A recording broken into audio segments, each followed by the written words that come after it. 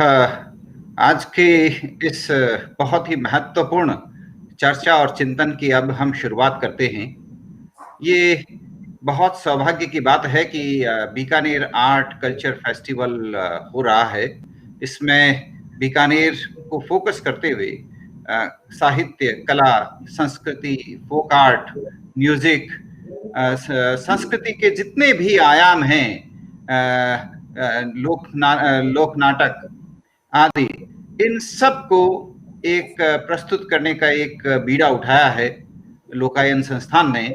और इस लोकायन संस्थान का ये प्रयास रहेगा कि राजस्थान की कला संस्कृति अपनी भव्यता के साथ हर हृदय को पहुंच सके, हर लोगों तक पहुंच सके, पूरी दुनिया में पहुंच सके।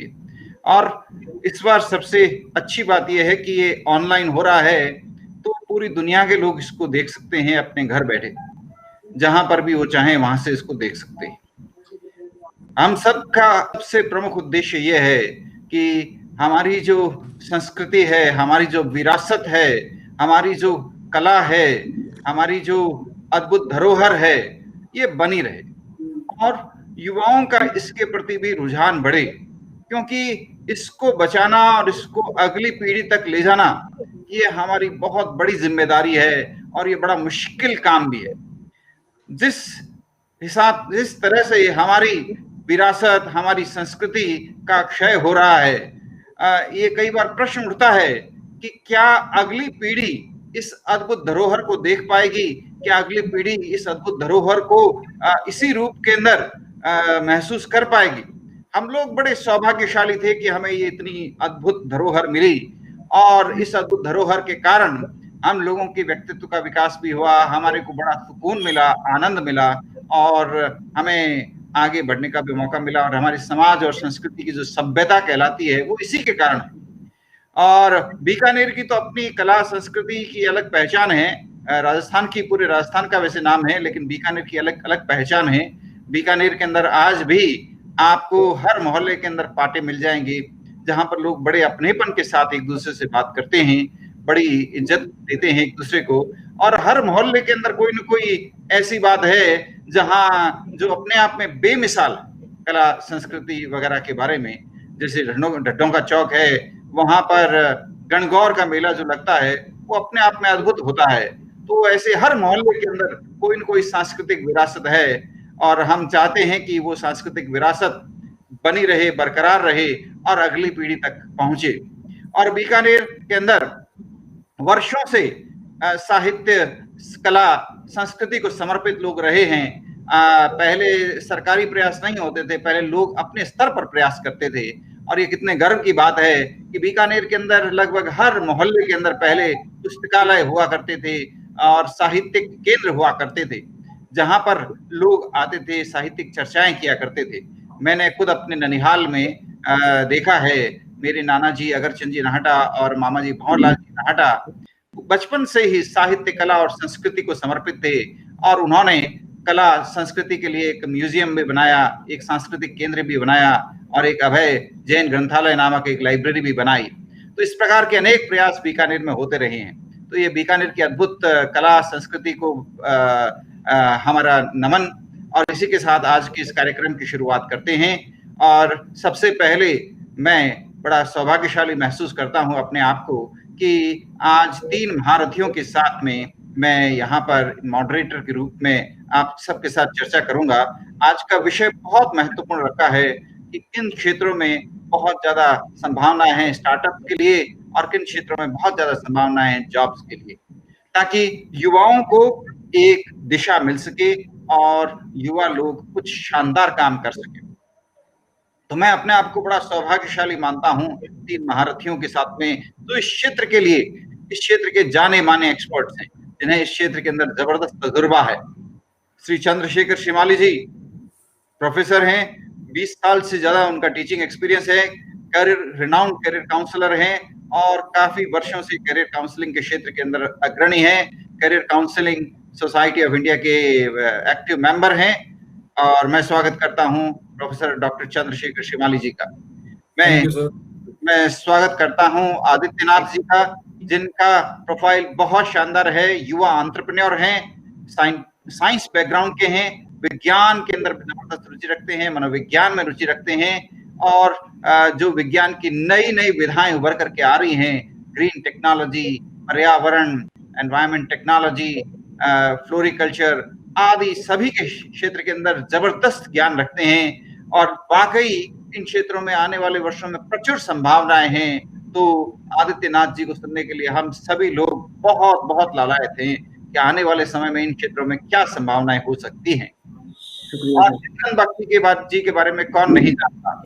भारत पूरे भारत में स्टार्टअप के क्षेत्र में जितना बड़ा योगदान इनका है, उतना शायद ही अन्य किसी व्यक्ति का होगा। जबरदस्त योगदान इन्होंने दिया है। ये खुद भी रूरल एंटरप्रेन्योर हैं, रूरल एंटरप्रेन्योरशिप के लिए और खासतौर पर टेक्नोलॉजी बेस्ड एंटरप्रेन्योरशिप के लिए, इनोवेशन के लिए जाने जाते हैं। आईआईटी और आईआईटी दिल्ली और आईआईएम बैंगलोर के अलुमनाई हैं, और पूरे भारत में स्टार्टअप के सेक्टर के अंदर इतना इन्होंने कंट्रीब्यूट किया है कि मैं खुद इनके लिए नतमस्तक हूं। तो हम इन तीनों लोगों का तहे दिल से स्वागत करते हैं, और हम अपने आप को सौभाग्यशाली मानते हैं कि तीनों महारथी आज आए हैं अपना समय निकाल करके। ये हमें बताएंगे कि क्या किया जाए, युवाओं को किन क्षेत्रों में आगे बढ़ना चाहिए, क्या कदम उठाने चाहिए, और आने वाले समय में क्या चुनौतियां होगी, किन क्षेत्रों में अवसर होंगे और किन क्षेत्रों में परेशानियां आ सकती है। हम सभी जानते हैं कि अभी कुछ रिसेशन का समय आया है। भारतीय अर्थव्यवस्था में लगभग 9% की गिरावट आई है। अनेक उद्योग खस्ता हाल के अंदर है, बहुत बुरा हाल हुआ है। कई लोगों की नौकरियां चली गई है, उद्योग धंधों के अंदर हालत खराब है, कई उद्योग बहुत बुरे हाल के अंदर है। और ऐसे समय में कई बार ये प्रश्न उठने लगे हैं कि क्या किया जाए। क्या वाकई स्टार्टअप के सेक्टर में संभावनाएं हैं? क्या वाकई ऐसे सेक्टर्स हैं जिनके अंदर रोजगार की संभावनाएं हैं? क्या किया जाना चाहिए? और पिछले 8-9 महीने तो बड़े मुश्किल भी थे। जनवरी फरवरी से कुछ खस्ता हाल शुरू हो गई थी और मार्च से तो लॉकडाउन ही लग गया। तो ये पिछले 6 महीना में जब लॉकडाउन रहा तो सभी लोग घरों के अंदर बंद हो गए, उद्योग धंधे करीब करीब ठप हो गए, रोजगार बहुत कम हो गए, नए रोजगार के अवसर खत्म हो गए। लोगों के लिए जो अवसर थे वो भी सीमित हो गए, विद्यार्थियों के लिए परेशानियां आ गई क्योंकि वो स्कूल कॉलेज जा नहीं सकते। तो बहुत परेशानियों वाला समय रहा। तो हम यहीं से शुरुआत करते हैं। सबसे पहले प्रोफेसर चंद्रशेखर श्रीमाली जी से मैं अनुरोध करूंगा कि वो हम सब के साथ में साझा करें कि ये जो लॉकडाउन की परिस्थितियां रही, बेरोजगारी की परिस्थितियां रही और ये सब स्थितियां रही, इन सब को देखते हुए क्या लगता है, क्या है भविष्य, किस तरह की संभावनाएं हैं, आने वाले वर्षों के अंदर युवाओं को किन क्षेत्रों में अपने कदम बढ़ाने चाहिए और किस प्रकार अपने लिए एक नया मुकाम खोजना चाहिए। सबसे पहले आप सभी का स्वागत और धन्यवाद कि लोकायन ने मुझे इस काम के लिए चुना। मैं सबसे बड़ी बात तो ये कहूंगा कि इस कोरोना काल ने हमें युवाओं को बहुत कुछ सिखाया है। बहुत कुछ सिखाया का मतलब, जहां युवा इन सब चीजों से, जो ऑनलाइन का एक सिस्टम डेवलप होने वाला था, जो बहुत कम यूज करते थे या उसको गो थ्रू नहीं हो पा रहे थे, तो इस लॉकडाउन ने हमें सबसे अच्छी चीजें सिखाई है कि हम जहां कहीं भी बैठे अपने कोई भी काम को कर सकते हैं। और दूसरा, मैं यहाँ एक सजेशन भी देना चाहूंगा कि इस लॉकडाउन में जिन लोगों ने, जिन युवाओं ने अपनी पॉजिटिवनेस बरकरार रखी, सकारात्मकता बरकरार रखी और एक सफल होने के पाठ खुल गए हैं, उसको प्राप्त कर सकते हैं। रही बात अब 2021 जो स्टार्ट हुआ है, उसमें किन किन सेक्टर्स में हमें उम्मीदें हैं, तो मेरा सबसे ज्यादा मानना है कि सोशल मीडिया जो थ्रू हमारा ऑनलाइन चलता है, इंटरनेट चलता है, उसका बहुत लार्ज स्केल पर बढ़ा है। आज देखिएगा, कोई भी उसने अपना जो भी कोई प्रचार प्रसार, बिक्री वगैरह जो कुछ भी किया है, वो ऑनलाइन माध्यम से सोशल मीडिया के द्वारा। तो आजकल ये जो पहले हम 4 स्तंभ कहते थे, मैं तो कह रहा हूँ कि 5वां स्तंभ आजकल सोशल मीडिया को भी इंक्लूड करना चाहिए। तो अभी मेरे ख्याल से 2021 में अगर सबसे ज्यादा वैकेंसी कह सकते हैं, जॉब की उपलब्धता कह सकते हैं, वो आईटी सेक्टर में आई है और आने वाली है। तो युवा अगर थोड़ा बहुत कंप्यूटर नॉलेज रखता है और आईटी में इंटरेस्ट रखता है तो वो इसमें बहुत सारी अपार संभावनाएं देख सकता है। और दूसरा बड़ा इस जो हमारी कोरोना काल आई है, इसमें मेडिकल सेक्टर बहुत डेवलप हुआ है। मेडिकल के लोग अब खुद भी सजग हो रहे हैं और मेडिकल की तरफ जाने के लिए भी उत्सुकता रखते हैं। तो ये दो बड़े सेक्टर, बाकी और हैं, लेकिन मेरा इन 2021 का पहले जो साल महीना है उसमें सबसे बड़ा रहेगा कि आईटी क्षेत्र को अगर जॉब के रूप में अगर कोई चुनता है तो वो श्योर सक्सेस होता है, या सक्सेस होने की उसकी रेट सबसे ज्यादा होगी।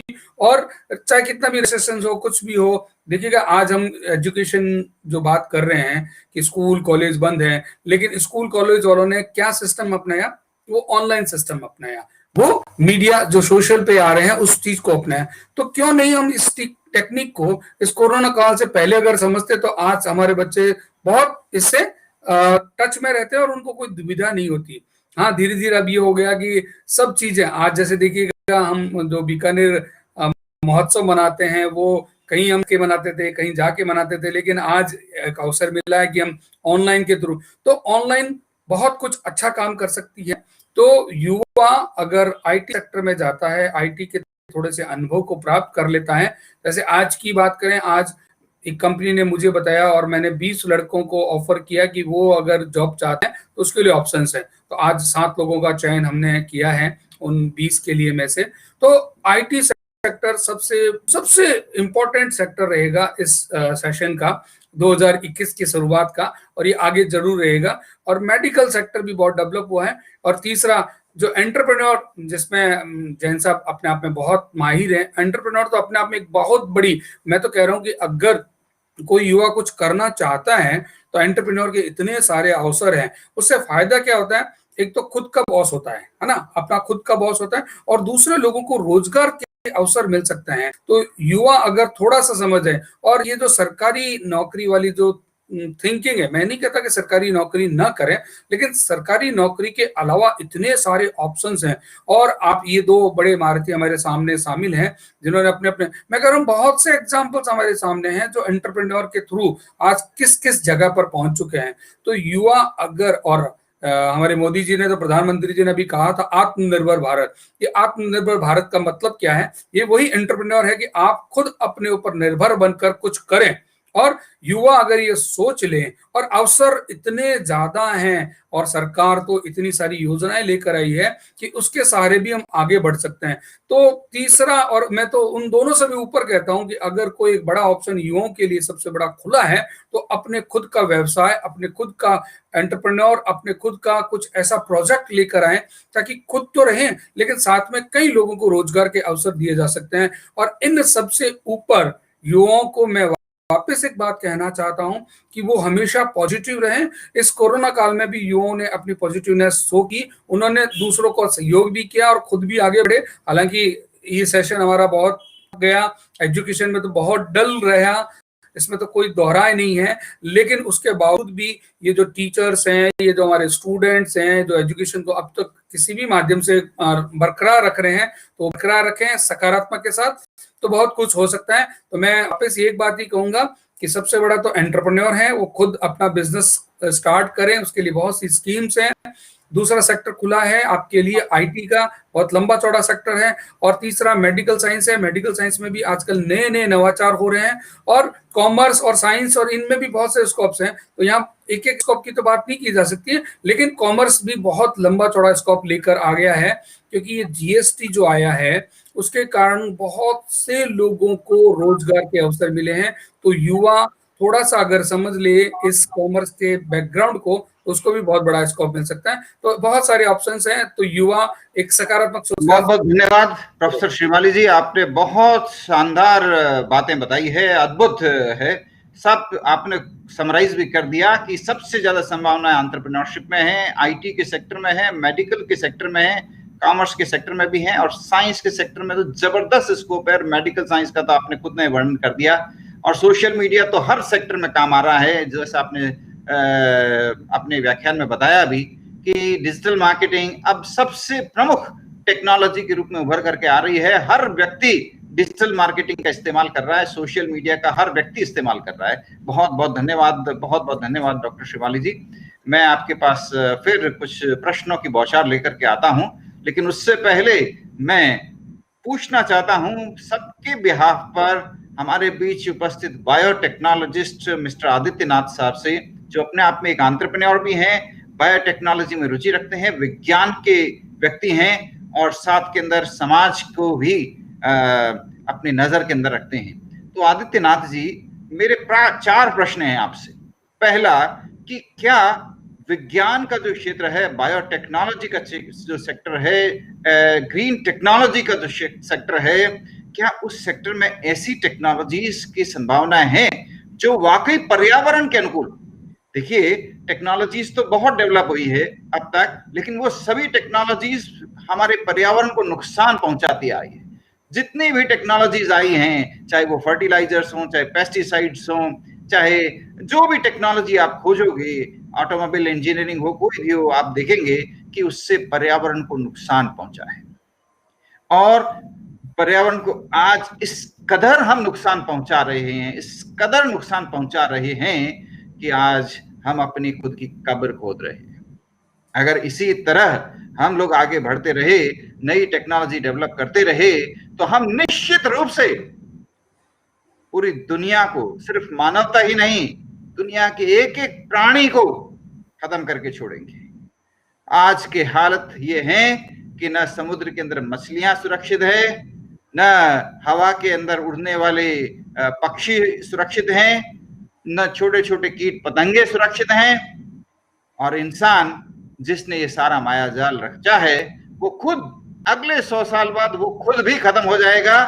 क्योंकि जिस हिसाब से धरती का तापमान बढ़ रहा है, जिस हिसाब से समुद्र नष्ट हो रहे हैं, जिस हिसाब से जंगल नष्ट हो रहे हैं, जिस हिसाब से पेड़ कट रहे हैं, हम कहीं के नहीं रहेंगे।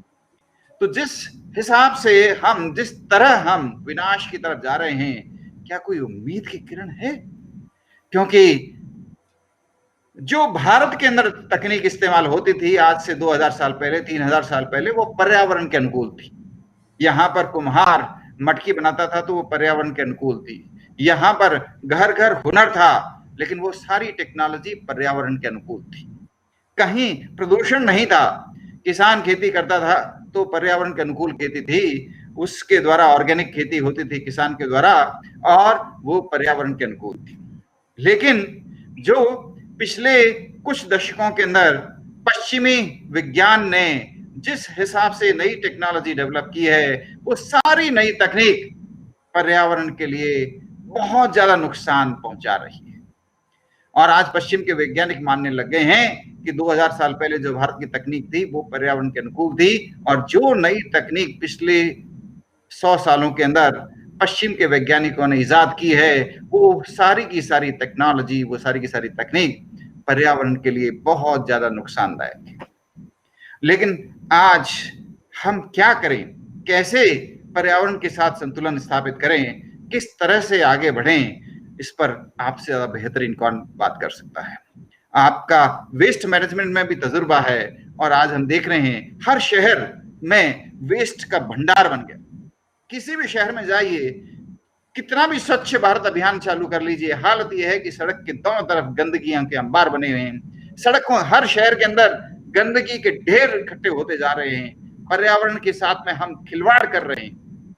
जिस तरह से हर चीज का हम एक बार यूज किया, यूज एंड थ्रो, और जितना ज्यादा प्रदूषण हम फैला रहे हैं प्लास्टिक के रूप में, अन्य पदार्थों के रूप में, क्या अवसर हैं, क्या संभावना है, किस प्रकार युवाओं को मोटिवेट करें कि वो सस्टेनेबल डेवलपमेंट गोल्स की दिशा में काम करें, पर्यावरण को संतुलन करने की दिशा में आगे सोचे, ऐसी तकनीक की तरफ सोचे जो वाकई पर्यावरण के अनुकूल हो।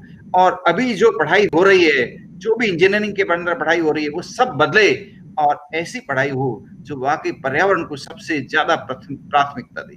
क्या किया जाना चाहिए, क्या रास्ते हैं, क्या अवसर हैं, आप इस पर प्रकाश डालिए। शुक्रिया प्रोफेसर साहब। तो आपने एकदम जो भूमिका इस पूरे प्रश्न की रखी है, वो इससे सटीक भूमिका इस प्रश्न की हो नहीं सकती है। दरअसल मैं इसको इस तरह से देखता हूँ कि अगर 20वीं सदी में 20वीं सदी या उससे पहले का समय जो था वो तकनीक के इजाद और तकनीक के इम्प्लीमेंटेशन का समय था। तो 21वीं सदी जो है वो तकनीक के और सस्टेनेबल होने की सदी है। भले ही शुरुआती 10-20 साल हम दूसरे दशक को ख़त्म कर रहे हैं 21वीं सदी के, पर भले ही इन 20 सालों में हमें बहुत ज़्यादा उसका प्रचार प्रसार या वो होता हुआ न दिख रहा हो, पर एक चीज़ जो स्पेशली अब पोस्ट कोरोना के अंदर आप समाज में बात करके और ऑब्जर्व करके देख सकते हैं, वो ये है कि जो सस्टेनेबिलिटी वाली बात हम करते हैं वो अब कोर में लोगों के थॉट प्रोसेस में आ गया है। तो जहाँ इसको इस तरह से समझने की जरूरत है कि जहाँ तकनीक इजाद जितनी होनी थी वो हो चुकी, ऑटोमोबाइल को जितना इजाद होना था वो हो चुका। अब जो नया इजाद होगा वो इस सस्टेनेबिलिटी फैक्टर को ध्यान में रखकर ही होगा। मैं इसका छोटा सा एग्जांपल देता हूँ कि शायद तकरीबन 2-3 साल पहले भारत सरकार ने एक रिपोर्ट लाई थी जिसका लक्ष्य था कि 2030 तक हमको जो जितनी ऑटोमोबाइल इंडस्ट्री है उसको भारत में ऑयल इंडिपेंडेंट होना है, क्योंकि हमारा बहुत सारा पैसा ऑयल इंपोर्ट में जाता है। तो एक इलेक्ट्रिक व्हीकल पॉलिसी लाई गई और शायद मुझे लगता है कि इस वर्तमान सरकार की पिछले 7 साल की अगर कोई बहुत बड़ी उपलब्धि है तो वो यही है कि उन्होंने इस इलेक्ट्रिक व्हीकल पॉलिसी को जिस तरह से जिस समय पे लाया और इंडस्ट्री और ग्राहकों ने उसको जिस तरह से उसके लिए अपना आकर्षण दिखाया, वो एक बहुत बड़ी बात है। आज मतलब आप ये देखिए कि अगर टाटा जैसी 4 पहिया बनाने वाली कंपनी जिसके की ब्रांड की पुरानी कन्वेंशनल कारों को बहुत ज़्यादा बायर नहीं मिलते थे, लेकिन उसके इलेक्ट्रिक व्हीकल की आज की तारीख में 4-4, 6-6 महीने की बुकिंग है। हम इस पे डिस्कशन कर सकते हैं कि इलेक्ट्रिक व्हीकल की सस्टेनेबिलिटी प्रोसेस क्या होगी, वो कितना सस्टेनेबल रहेगा, पोस्ट बैटरी की रिसाइकलिंग की क्या व्यवस्था है, वो एक अलग इशू है। पर आप जब एक पॉलिसी लेके आते हैं तो उसके साथ साथ उसके आसपास की पूरी इंडस्ट्री भी फलती फूलती है। जैसे ऑयल आया तो ऑयल के सब प्रोडक्ट्स, प्लास्टिक, ये सब, इसकी पूरी एक बड़ी इंडस्ट्री फली फूली। उस तरह से जब इस तरह की प्रक्रियाएं सिस्टम में आएंगी और सरकारें उस तरफ अपना जोर लगाएंगी तो उसके साथ साथ उसकी इंडस्ट्रीज और उससे जुड़ी हुई जितने भी सस्टेनेबल इंडस्ट्रीज हैं उनकी बहुत ज्यादा जिसे आप कहेंगे विकास होगा।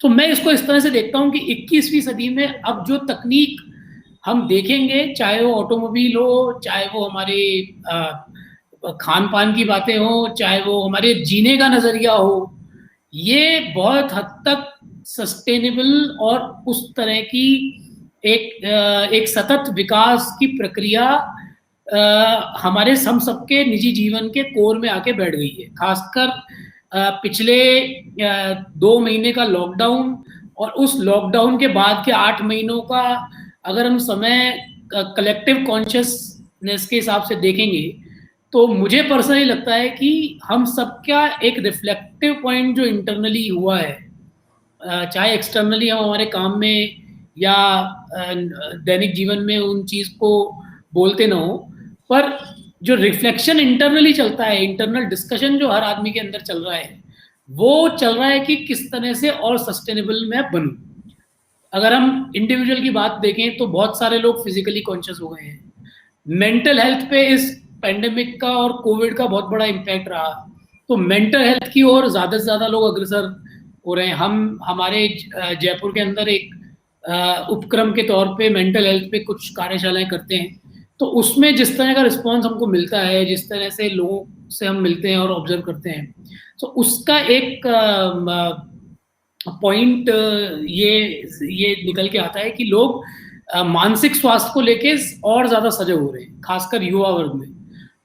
तीसरी चीज़ ये है कि जो आई थिंक हमने बीच में शुरू में बात कर रहे थे कि चिंतन ने बोला था कि अब तो और आसान हो गया है जब से वर्चुअल मीटिंग होनी शुरू हुई है, तो ये एक बहुत बड़ा पॉइंट है और इसको अगर हम इलेबोरेट करके देखेंगे तो हर सेक्टर पे, चाहे वो ग्रीन इकोनॉमी हो, चाहे वो कन्वेंशनल इकोनॉमी हो, हर सेक्टर पे इसका बहुत बड़ा इम्पैक्ट है कि हर सेक्टर जो नहीं चाहता था, जो तकनीक से एक अगर परचूने वाले की बात करें, वो भी तकनीक से बैर मानता था, तो उसको भी कहीं ना कहीं ये समझ में आ गया है कि यार मैं अपने पूरे सिस्टम को, अपने पूरे बिजनेस को किस तरह से कम असेट में ज्यादा से ज्यादा मैक्सिमाइज प्रॉफिट या मैक्सिमाइज रिटर्न के ऊपर फोकस करके चलूं। तो ये एक पॉजिटिव इम्पैक्ट इस पूरे साल भर का अगर हम लें तो ये निकल के आता है।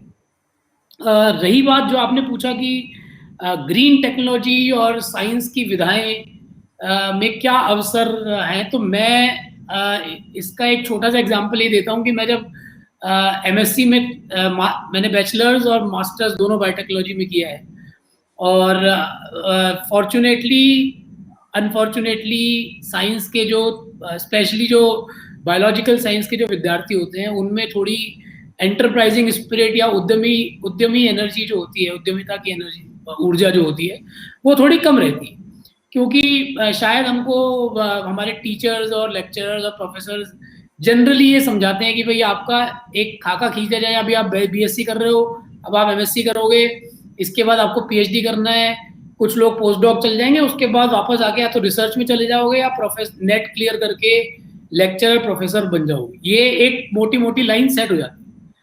पर मेरे जो डीन थे बायोटेक्नोलॉजी डिपार्टमेंट के, मैंने अपने जीवन में उनसे ज़्यादा एंटरप्राइजिंग प्रोफेसर कभी देखा, आज तक नहीं देखा। उन्होंने अपने पूरे 2 साल के दौरान, मास्टर्स के दौरान, सारी दुनिया जहान की पंचायतियाँ करी बायोटेक्नोलॉजी की फील्ड को रिलेटेड, लेकिन उन्होंने कोर्स का मटेरियल कभी नहीं पढ़ाया। और उसी एक क्लास के दौरान मुझे ये आइडिया आया वेस्ट मैनेजमेंट का, वो एक एग्जाम्पल बता रहे थे किसी उद्यमी का, और वहीं से मुझे ये पकड़ में आया। उसके बाद मैंने उनसे डिस्कस किया और वहीं से मेरी शुरुआत होती है। तो जहां आप पूछ रहे थे कि साइंस के विद्यार्थियों का क्या है, तो मुझे पर्सनली लगता है कि अधिकाधिक तौर पर खासकर लेक्चरर्स और प्रोफेसर्स इसको पुश करना शुरू करेंगे, और वो अपने अपने कॉलेजेस, अपनी अपनी यूनिवर्सिटीज में या उस शहर में स्टार्टअप इकोसिस्टम है उसमें जाने लगेंगे, तो उनको पता चलेगा कि साइंस और खासकर बायोटेक्नोलॉजी में असीम संभावना है। असीम मतलब असीम मेरे को 12 साल पहले भी लगता था जब मैं मास्टर्स पढ़ रहा था, और ये मुझे आज भी लगता है। आप देखिए, गूगल के सह संस्थापक हैं सर्गे ब्रिन। सर्गे ब्रिन की उनकी वाइफ, मतलब उनका पर्सनल इंटरेस्ट पहली बात तो बायोटेक्नोलॉजी में शुरू से रहा है, जब से उन्होंने गूगल स्थापित किया। बिल गेट्स जो हैं वो अपने आईटी रिटायरमेंट के बाद से हेल्थ और इसी सेक्टर से जुड़े हुए हैं। जितनी रिसर्च और जितना पैसा bill and Melinda Gates foundation पूरी दुनिया भर में देती है, वो और किसी दूसरे सेक्टर में नहीं देती। उसी तरह से सर्गे ब्रिन की मैं बात बता रहा था, तो उनकी वाइफ और वो खुद भी, उन्होंने एक इन्वेस्टेड कंपनी है, उसका नाम है 23andMe। 23andMe तकरीबन 2005-06 में अमेरिका में शुरू हुई, और 23andMe आपका जीनोम सीक्वेंसिंग पे काम करती है, ह्यूमन जीनोम सीक्वेंसिंग पे। उस समय जब ये कंपनी शुरू हुई थी, तकरीबन $10,000 लगता था किसी आदमी के जीनोम सीक्वेंसिंग का। आज की तारीख में इस पूरी प्रक्रिया की जो लागत है, वो तकरीबन $1,000 के आसपास वो लोग, या उससे भी नीचे वो लोग उसको लेके आ गए हैं। तो ये दिखाता है कि, और इसमें सर्गे ब्रिन को आप छोड़ दीजिए, हमारे भारत में ही अगर हम एग्जाम्पल लें तो बायोकॉन का एग्जाम्पल बहुत बढ़िया है। अभी कोविड वैक्सीन में आप भारत बायोटेक और दूसरे कंपनीज का एग्जाम्पल देख सकते हैं। तो मुझे लगता है कि साइंस के विद्यार्थियों को थोड़ी सी अपनी एक जो कन्वेंशनल उनका एक पैटर्न रहा है, चाहे वो परिवार से आए, चाहे वो एजुकेशनल एनवायरनमेंट से आए, उसको थोड़ा सा तोड़ना या मोल्ड करना पड़ेगा, और उनको संभावनाएं ये तलाशनी पड़ेगी कि उद्यमिता की उनकी जो चाह है वो कहाँ पूरी होती है। और समय कुछ, आप ये मान लीजिए, समय कुछ ऐसा है कि अब मोर और लेस ज़्यादा से ज़्यादा लोग उद्यमिता की तरफ आएंगे, ज़्यादा से ज़्यादा लोगों में ऊर्जा भी उसी तरह की है, भले ही वो एम्प्लॉई के तौर पे किसी कंपनी में जुड़े, पर उनके अंदर जो एंटरप्राइजिंग एनर्जी है वो अब अपने हद से ज़्यादा कुलांचे मार रही है। तो एज अ कंपनी भी कोई उस ऊर्जा को रोक नहीं सकता, और एज एन इंडिविजुअल तो रोकना जायज नहीं है। तो ग्रीन इकोनॉमी, ग्रीन टेक्नोलॉजी और बायोटेक्नोलॉजी, हेल्थ के अलावा हेल्थ में स्पेशली बायोटेक्नोलॉजी में असीम संभावनाएं हैं। बायोटेक्नोलॉजी एक बहुत बड़ा वृहद विषय है। इसमें जितने भी इसके एस्पेक्ट हैं, चाहे वो बायोस्टैटिस्टिक्स ले लीजिए, चाहे आप एग्रीकल्चरल बायोटेक्नोलॉजी ले लीजिए, ह्यूमन बायोटेक्नोलॉजी या एनिमल बायोटेक्नोलॉजी ले लीजिए, साइंसेस ले लीजिए, मॉलिक्यूलर बायोलॉजी ले लीजिए, इन एंटरप्राइज शुरू करने की और स्थापित करने की जो जितनी संभावनाएं आज हैं वो पहले कभी नहीं थी। तो ये मतलब ये लिख दिया गया है, शाश्वत सत्य है कि साइंस वालों के लिए ज्यादा से ज्यादा अपॉर्चुनिटीज अभी हैं। साइंस वाले चूंकि वो साइंस लेते हैं तो एंटरप्राइजिंग तो वहां से हो जाते हैं कि वो सबसे कठिन विषय को अपने करियर के तौर पे चुनते हैं, तो एक रिस्क तो उनको वो वहीं पे ले लेते हैं। अब उस रिस्क कैपेसिटी को उनको अपना बढ़ाना है, और उसके लिए अगर उनका सपोर्टिंग एनवायरनमेंट इस तरह का होगा तो उससे काफी मदद मिलेगी।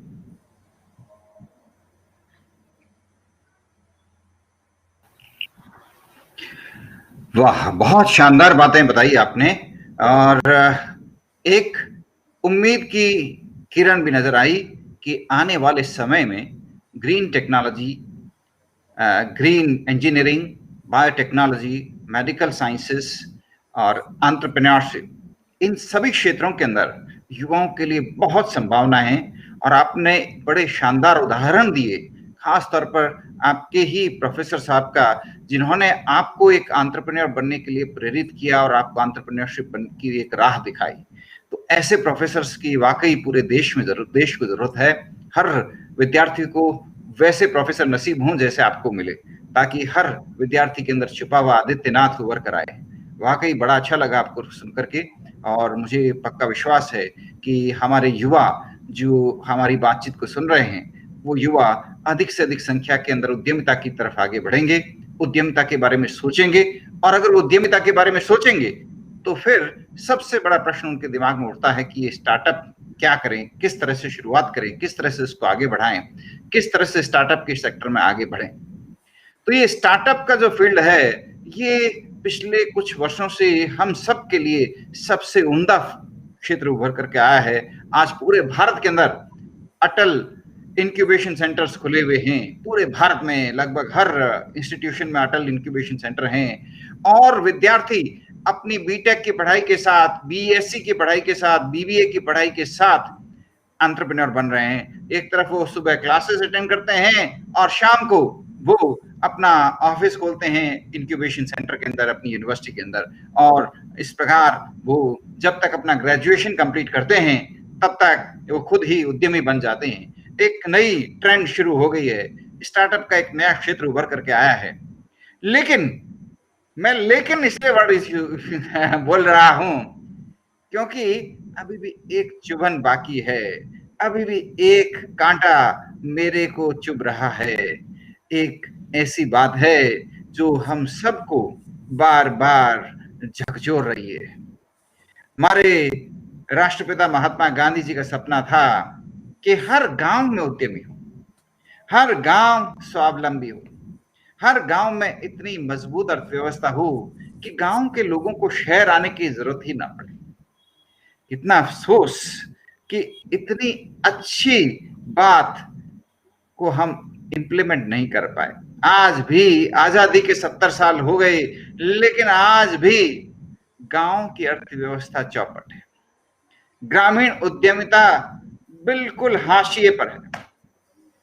गांव के अंदर विकास के नाम पर न सरकारें अग्रसर, भाषण तो बहुत होते हैं, बातें बहुत होती है, लेकिन हकीकत यही है कि सड़कों, शहरों में एक एक सड़क हर साल बन जाती है। यानी अगर आप किसी मुख्य मार्ग से निकलेंगे तो पता लगेगा कि ये पिछले 70 साल में 70 बार बन चुकी, लेकिन गांव के अंदर एक बार भी नहीं बनी। शहर में बड़े बड़े भवन बन जाते हैं, एयर कंडीशन बिल्डिंग्स बन जाती हैं, लेकिन गांव के बच्चे अभी भी पेड़ों के नीचे पढ़ते हैं, स्कूल के लिए भवन ही नहीं है। शहरों के अंदर मंत्रियों के लिए 50-50 गाड़ियों का काफिला होता है, लेकिन गांव के मजबूर किसान के पास एक छोटा ट्रैक्टर भी नसीब नहीं हो पाता। तो जो गांधी जी का सपना था वो अधूरा रह गया। क्या किया जाए, क्या हो? क्या कोई उम्मीद है कि गांव में उद्यमिता जगेगी? क्या कोई उम्मीद की किरण है कि हम गांव की उद्यमिता को आगे बढ़ा सकेंगे? मेरा तो खुद का ये बड़ा सपना था, मेरी दिले तमन्ना थी कि ग्रामीण उद्यमिता के लिए काम करूं, ग्रामीण उद्यमिता को आगे बढ़ाऊं, ग्रामीण उद्यमी बनूं, गांव के अंदर लोगों को उद्यमिता के लिए प्रशिक्षण दूं। लेकिन हम सबका जो ये प्रश्न है, ये मेरा प्रश्न नहीं है, ये हम सबका जो प्रश्न है, इसका एक व्यक्ति समाधान दे सकते हैं, और वो है चिंतन बख्शी जी। चिंतन बख्शी जी एक तरह से महात्मा गांधी जी के सपनों को पूरा करने के लिए ही यहाँ आए थे, और उन्होंने ग्रामीण उद्यमिता को बढ़ाने के लिए बहुत शानदार प्रयास किए। आज के समय के अनुकूल, आज के समय की परिस्थिति को ध्यान में रखते हुए, नई तकनीक को अडॉप्ट करते हुए, नई तकनीक के साथ रूरल एंटरप्रेन्योरशिप कैसे बढ़े, इसके बारे में चिंतन जी आप हम सबका मार्गदर्शन करिए, युवाओं का मार्गदर्शन करिए। मैं चाहता हूं आपके इस उद्बोधन से, आपकी बात सुनकर के अधिक से अधिक युवा ग्रामीण उद्यमिता की दिशा में आगे बढ़े, ग्रामीण क्षेत्रों में अपने उद्यम स्थापित करे, और एक ऐसी ट्रेंड शुरू हो जाए, एक ऐसी नई नीति शुरू हो जाए कि गांव की तरफ हम लोग भी जाने लगे। चिंतन जी आप कृपया। धन्यवाद जैन साहब। तो आपने दो तीन बातें कही। आपने एक कहा ग्रामीण उद्यमिता, दूसरा आपने पहले स्टार्टअप्स के बारे में भी कहा, और पहले आदित्य जी से जो आपने बात की वो की सस्टेनेबिलिटी की, और मतलब सस्टेनेबल, चाहे वो एनवायरमेंटल सस्टेनेबिलिटी हो या फूड की सस्टेनेबिलिटी हो, खाद्यों की सस्टेनेबिलिटी। तो मेरा मानना है कि हमें इन सब चीजों को एक साथ लेके देखना पड़ेगा, क्योंकि अभी अगर हम सोशल एंटरप्रेन्योरशिप, रूरल एंटरप्रेन्योरशिप की बात करें, मतलब मैं तो करीब 15-16 साल से उसमें जुड़ा हुआ हूँ, बट अब का सिनारियो थोड़ा अलग था। बट अब का जो सिनारियो है, अब की जो सिचुएशन है, वो काफी चेंज हो गई है। और चौथा एलिमेंट अगर मैं इसमें जोड़ूं तो वो जो आदित्य जी ने बोला कि डिजिटल ट्रांसफॉर्मेशन जो लॉकडाउन कोरोना की वजह से हुआ है, तो ये चारों चीजें जो हैं, आई थिंक ये चारों एक तरह से पॉजिटिव फोर्सेस हैं, जिससे मेरे को लगता है कि जो सोशल एंटरप्रेन्योरशिप जिसे हम कहते हैं, रूरल एंटरप्रेन्योरशिप जो कहते हैं, उसको बढ़ावा देने के लिए, उसको जिसे कहते हैं अंग्रेजी में मेन स्ट्रीम करने के लिए, इससे अच्छा कोई मौका नहीं है। एक तरह से पिछले 7-8 साल में काफी सोशल एंटरप्रेन्योरशिप जिसे हम कहते हैं काफी मेन स्ट्रीम हुई है। जब मैंने सोशल एंटरप्राइज शुरू की थी 2006 में, तब पहली बात है सोशल एंटरप्रेन्योरशिप करके कोई टर्म थी भी नहीं। मतलब मैंने पहली बार ये शायद 2012 या 2013 में सुना था कि भाई इस तरह की भी एक टर्म होती है। क्योंकि एक टर्म है इसलिए उसके अराउंड कुछ स्ट्रक्चर्स भी अब क्रिएट हो गए हैं। इन्वेस्टर्स अब काफी सारे इस तरह के हैं जो स्पेसिफिकली सोशल एंटरप्रेन्योरशिप में इन्वेस्ट करते हैं। पहले वैसा नहीं था। मतलब जब हम अपना सोशल एंटरप्राइज कर रहे थे तब हमें ये नहीं पता था कि किस इन्वेस्टर के पास जाए। किसी हम कमर्शियल इन्वेस्टर के पास जाते थे तो वो कहता था कि भाई आप तो एक एनजीओ हो, आप तो एक सोशल ऑर्गेनाइजेशन हो, आप ग्रांट लेने जाओ। हम ग्रांट लेने जाते थे, वो कहते थे नहीं आप तो फॉर प्रॉफिट एंटिटी हो, आप नॉन प्रॉफिट नहीं हो, आप तो बिजनेस कर रहे हो, तो आप इन्वेस्टर के पास जाओ। तो तब का समय अलग था। बट अभी का जो समय है जहाँ पे ये 3-4 फोर्सेस अभी एक्ट कर रही हैं, तो बहुत अच्छा समय है। अब तो मैं एक एक करके इन 2-3 चीजों को लेता हूँ। पहले जैसे हम सस्टेनेबिलिटी की बात करें, जैन साहब जैसा आपने कहा कि पूरा वर्ल्ड जो है अब सस्टेनेबिलिटी से जूझ रहा है। इंडिया में हो सकता है हमें परहैप्स उतना अवेयरनेस ना लगती हो, हालांकि है शहरों में, बट जो वेस्टर्न नेशंस हैं, जो डेवलप्ड कंट्रीज है, वहां पे तो उनको समझ आ गया कि सबसे बड़ा चैलेंज ही ये है।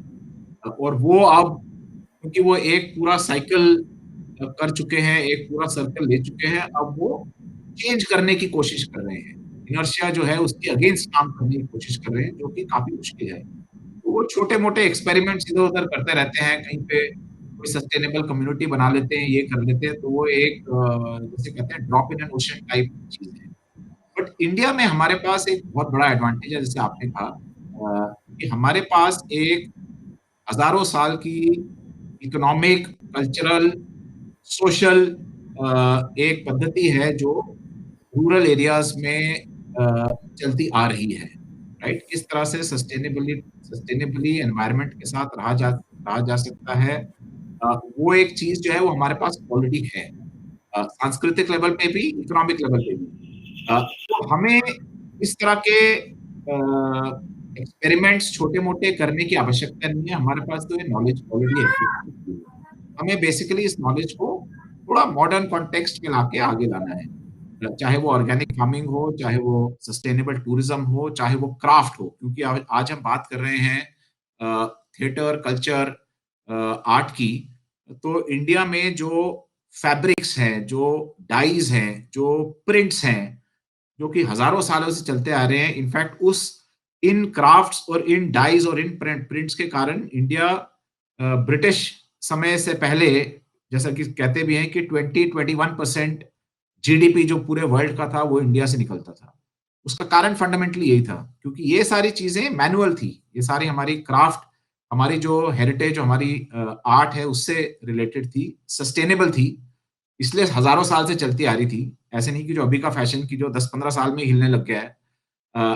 तो उसके बेसिस पे हमने पूरी इकोनॉमी डेवलप की थी। और अब हमारे पास, क्योंकि अब हमारे पास टेक्नोलॉजी है, अब वेस्ट में या जो अर्बन एरियाज में लोग रहते हैं वो जान चुके हैं कि भाई ये जो हमारा लाइफस्टाइल है ये बहुत ज्यादा सस्टेनेबल नहीं है, फटीग भी आ गया है, लोग तंग भी हो गए हैं। आप कितने मोबाइल लोगे, कितने कपड़े लोगे, कितने हॉलीडेज करोगे, कितना घूमोगे, मतलब ठीक है थोड़ा बहुत शुरू में पहले आपको ये सब चीजें अच्छी लगती है, बट फंडामेंटली ह्यूमन स्पिरिट जो है वो इनसे सेटिस्फाई नहीं होता। आपको वैल्यू चाहिए, आपको रिलेशनशिप चाहिए, आपको एक जैसे कहते हैं सेल्फ अवेयरनेस चाहिए, ये सारी चीजें ज्यादा इंपॉर्टेंट है। तो वो भी आना शुरू हो गया। तो देयरफॉर अगर हम social entrepreneurship, rural entrepreneurship, sustainability और हमारे जो हेरिटेज है उन सबको जोड़ के देखें, तो मेरे ख्याल से तो जो फैशन इंडस्ट्री है, जिसको एक उदाहरण दे रहा हूं मैं, ऐसे बहुत उदाहरण है। Fashion industry is the second largest industry in the world, it is also the second largest polluting industry in the world. मतलब it's may be some 60-70 billion dollars और समथिंग लाइक दैट। लार्ज, बहुत ही बड़ा उसका मास है। उसको अगर हमें सस्टेनेबल करना है, केवल फैशन इंडस्ट्री को ही हम देखें, तो वो पूरी की पूरी फैशन इंडस्ट्री दोबारा इंडिया में आ सकती है। पहले तो थी 23% जो जीडीपी है इंडिया का, फंडामेंटली सारा कपड़ा, सारा आर्ट, सारा इस तरह की चीजें जो है वो यहीं से बन के आती थी। टेक्नोलॉजी के साथ रूरल और अच्छी चीज ये है कि ये काफी हद तक तो हमारे क्राफ्ट्स कुछ ऐसे हैं जो कि अभी एक्सटिंक्ट हो गए हैं, अभी लोग नहीं कर रहे, बट तब भी बहुत सारे इस तरह के क्राफ्ट्स और इस तरह के ट्रेडिशंस हैं जो अभी भी जीवित हैं। तो अगर, और ये सब आर्टिजन्स ऑलरेडी हैं, तो मतलब आर्टिजन्स अपनी जगह पे है, मार्केट रेडी है, टेक्नोलॉजी भी है, बस कुछ एंटरप्रेन्योर्स को मोटिवेट होके, विजन लेके, टेक्नोलॉजी के अंडरस्टैंडिंग करके इन तीनों चारों एलिमेंट्स को जोड़ना है। और चौथी चीज, जैसा मैंने कहा कि इन्वेस्टर्स भी हैं। हमारी ऑर्गेनाइजेशन भी करीब 15 या 16 इस तरह की स्टार्टअप्स जो कि ट्रेडिशनल क्राफ्ट्स को लेके टेक्नोलॉजी यूज करके, डिजाइन लाके, उसमें कोई मटेरियल चेंज लाके, डाइज को इंप्रूव करके या कंज्यूमर के साथ कनेक्ट करके कुछ इनोवेशन कर रही हैं। इस तरह की 15 या 16, मेरे को एग्जैक्ट नंबर याद नहीं है, उनमें हम इन्वेस्ट कर चुके हैं करीब 20-25 लाख पर स्टार्टअप। तो मतलब मान लीजिए ओवरऑल 2.5-3 करोड़ हमने इसमें इन्वेस्ट किया। और बहुत सारे इन्वेस्टर्स भी ऐसे हैं जो कि वेट कर रहे हैं, जिनको अपॉर्चुनिटीज नहीं मिलती, जिनको इस तरह की स्टार्टअप्स नहीं मिलती।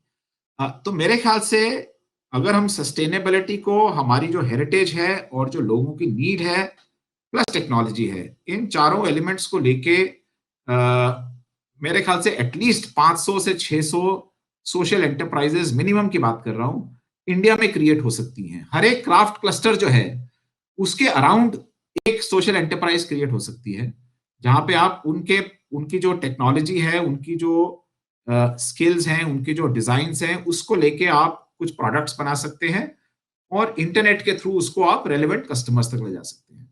अब हमारे पास पिछले 8-10 साल से जो स्टार्टअप्स की अंडरस्टैंडिंग है वो भी अच्छी है। पहले जब हमारे जैसे लोगों ने सोशल एंटरप्राइज शुरू की थी, हमें पता भी नहीं था, हम तो उसको रेगुलर बिजनेस की तरह कर रहे थे। बट अब 8-10 साल में स्टार्टअप्स की जो अंडरस्टैंडिंग है वो भी बहुत अच्छी हो गई है लोगों की। लोगों को पता लग गया कि स्टार्टअप्स में रिस्क जो होता है उसको किस तरह से कम किया जाए, मिनिमाइज किया जाए, किस तरह से प्रोटोटाइप करके, किस तरह से वैलिडेशन करके धीरे धीरे आगे बढ़ा जाए जिससे कि रिस्क कम हो जाए। तो पांचवी चीज ये भी है। तो अभी का एनवायरनमेंट एक तरह से इससे अच्छा एनवायरनमेंट, इससे अच्छा मौका मेरे ख्याल से रूरल एंटरप्रेन्योरशिप, सोशल एंटरप्राइजेस को बढ़ाने का, आगे बढ़ाने का अभी तक तो आया नहीं है। मार्केट भी रेडी है, फंड भी रेडी है, सप्लाई बेस भी रेडी है, कंज्यूमर भी रेडी है। केवल एंटरप्रेन्योर्स चाहिए, थोड़ा उनके पास विजन चाहिए। जैसे जैन साहब आपने कहा कि कॉलेजेस में अगर हम उनको इस चीज के बारे में मोटिवेट करें, उनको एग्जांपल्स दें। सी अभी अब मोटिवेट करना तो एक चीज है ही, पर अब तो उदाहरण भी हैं। काफी सारे हमारे आसपास सक्सेसफुल एंटरप्राइजेस हैं जो काम कर रही हैं। अगर वो उनको जाके विजिट करें, देखें कि भाई ये चीज हो रही है, ऐसा नहीं कि इसमें आपको इमेजिन करना है और बहुत बड़ा रिस्क लेना है। थोड़ा रिस्क तो है, बट इट इज हैपनिंग, ये चीज हो रही है। तो ये मेरे ख्याल से एक बहुत बड़ा वो है। और एक लास्ट चीज मैं कहना चाहूंगा, क्योंकि हमारा जो टॉपिक है, जो हमारा फोरम है, ये क्रिएटिविटी आर्ट्स पे है। एक और बहुत बड़ा एंटरप्रेन्योरशिप में जो सेक्टर है, जिसे हम कहते हैं क्रिएटिव एंटरप्रेन्योरशिप, वो उभर के बाहर आ रहा है। इसके अराउंड बड़ी बड़ी ऑर्गेनाइजेशन सेटअप हो रही हैं, जो कि क्रिएटिव एंटरप्रेन्योर्स, यानी कि आर्टिस्ट हो गए, म्यूजिशियंस हो गए, डिजाइनर्स हो गए, इस तरह के लोग जिनका बेसिकली जो स्किल है वो क्रिएटिविटी है, वो एक क्रिएटिव आर्ट है, उसको एक अलग सेक्टर की तरह देख रहा है। उसमें अलग इन्वेस्टर्स लाने की कोशिश कर रहे हैं, क्योंकि उसमें उनकी नीड्स थोड़ी अलग होंगी। मतलब जिस तरह से एक बायोटेक एंटरप्रेन्योर है या कोई हार्डवेयर एंटरप्रेन्योर है, उनकी नीड्स अलग है, उनके इन्वेस्टर्स अलग हैं।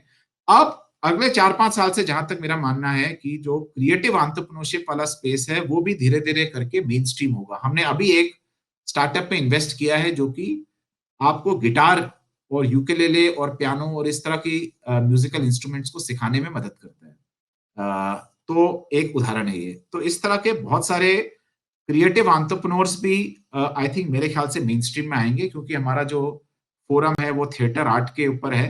तो थिएटर आर्ट, कल्चर, हेरिटेज, इसमें भी बहुत अपॉर्चुनिटीज हैं टेक्नोलॉजी को यूज करके। और आई थिंक जैसे ये सेक्टर मेन स्ट्रीम होगा तो इसमें इन्वेस्टर्स, इंक्यूबेटर्स भी आना शुरू हो जाएंगे। तो इसमें भी बहुत बड़ा स्कोप है। Thank you. Thank you very much. Really a wonderful, enlightening thoughts from Chintan ji. That खास तौर पर क्रिएटिव एंटरप्रेन्योरशिप। मेरी बिटिया बहुत शानदार पेंटिंग करती है, लेकिन अभी तक एंटरप्रेन्योर नहीं बनी। अब मैं सोचता हूँ उसको चिंतन जी की ये बात बताऊं कि आने वाले समय में उसकी पेंटिंग के लिए भी उसको फंडिंग मिल सकती है, अपने बिजनेस को स्केल अप कर सकती है। आप भी ध्यान रखें, आपके आस को कोई भी ऐसे युवा मिले जिन्हें कोई पैशन है सृजनात्मक कार्य के लिए, चाहे संगीत में, चाहे ड्रामा में, चाहे लिखने के लिए, कला के लिए, पोएट्री के लिए, तो उनके लिए भी आने वाले समय में स्टार्टअप की उम्मीद है। उनके लिए बहुत सारी संभावना है। उन्हें अपना पैशन छोड़ने की जरूरत नहीं है, उस पैशन में ही आगे बढ़ने की जरूरत है। उसी के क्षेत्र में उन्हें आगे बढ़ना चाहिए। ये चिंतन जी ने हमें बताया है। और ये भी एक स्पष्ट हो गया है कि आने वाले टाइम में स्कूलों और कॉलेजों का माहौल बदलने वाला है। अब कॉलेजेस में इंक्यूबेशन सेंटर्स खुल रहे हैं और आने वाले टाइम में कॉलेजेस के अंदर विद्यार्थी नए नए प्रोडक्ट्स के साथ प्रोटोटाइप बनाते हुए नजर आएंगे, उन प्रोटोटाइप की टेस्ट मार्केटिंग करते हुए नजर आएंगे। और ऐसी कॉलेजेस में ही आपको आगे बढ़ना है। और ये भी बात स्पष्ट हो चुकी है आज के इस डिस्कशन से, चिंतन जी ने स्पष्ट कर दिया है कि आने वाले समय के अंदर स्टार्टअप्स के सेक्टर में इन्वेस्टमेंट की संभावनाएं बहुत ज्यादा है। तो सकारात्मक उम्मीदें हैं, बहुत सारे रास्ते खुलने वाले हैं, बहुत ज्यादा उम्मीदें हैं। युवाओं, अब निराशा का समय खत्म हुआ। वर्ष 2021 के साथ ही फिर से नई तकनीक, नई उम्मीद, नई आशाओं के साथ हम ये कंक्लूड करना चाहते हैं कि आप भी कुछ नया सोचिए, कुछ नया करिए, उद्यमिता की राह जरूर चुनिए। आप भले ही रोजगार करें, भले ही स्वरोजगार करें, लेकिन जो सबसे बड़ी बात है वो है सोशल एंटरप्रेन्योरशिप। आप सोशल एंटरप्रेन्योरशिप की दिशा में आगे बढ़ने के लिए जरूर सोचिए। मेरा तो पैशन ये है, मेरा पीएचडी भी इसी विषय पर है, सोशल एंटरप्रेन्योरशिप पे। मैं पढ़ाता भी यही विषय हूँ, सोशल एंटरप्रेन्योरशिप। लेकिन आज चिंतन जी ने जिस हिसाब से, जिस तरह से इस विषय को प्रस्तुत किया है, मजा आ गया, आनंद आ गया। और मैं चाहता हूँ युवा लोग जिन्होंने भी चिंतन जी को सुना है, मैं उम्मीद करता हूँ वो सभी कम से कम एक बार सोशल एंटरप्रेन्योरशिप के बारे में जरूर सोचें और इस दिशा में आगे बढ़ें। और हम चाहते हैं जिस प्रकार गोपाल सिंह और उसके साथियों ने मिलकर के लोकायन नामक इस संस्था को आगे बढ़ाया है, सोशल इनोवेशन और सोशल एंटरप्रेन्योरशिप की एक मिसाल खड़ी की है, उसी प्रकार आप सब लोग भी अपने अपने शहर, अपने अपने गांव, अपने अपने क्षेत्र के पर्यावरण, कल्चर, आर्ट, हेरिटेज और संस्कृति को आगे बढ़ाने के लिए कुछ ना कुछ प्रयास जरूर करें। आप सबको आज के इस कार्यक्रम में जुड़ने के लिए बहुत बहुत धन्यवाद। और आपके प्रश्न और आपके फीडबैक की हम सबको उम्मीद रहेगी, इंतजार रहेगा। आपको ये कार्यक्रम अच्छा लगा है तो कृपया इसको अपने साथियों को भी शेयर करें ताकि वो भी इस कार्यक्रम को देख सकें और कुछ लाभान्वित हो सकें। बहुत बहुत धन्यवाद।